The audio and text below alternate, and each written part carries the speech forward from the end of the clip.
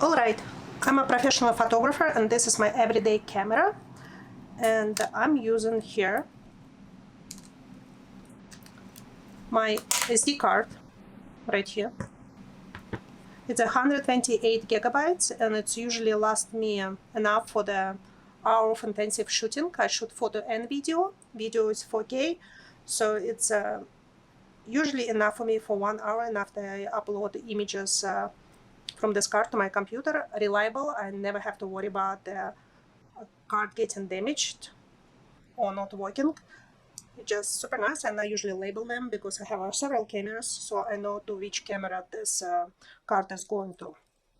So, and of course, every time when after photo shoot, when I upload the images to my computer, I format this card. So every time when I grab the camera before photo shoot, my cards will be formatted and ready to go.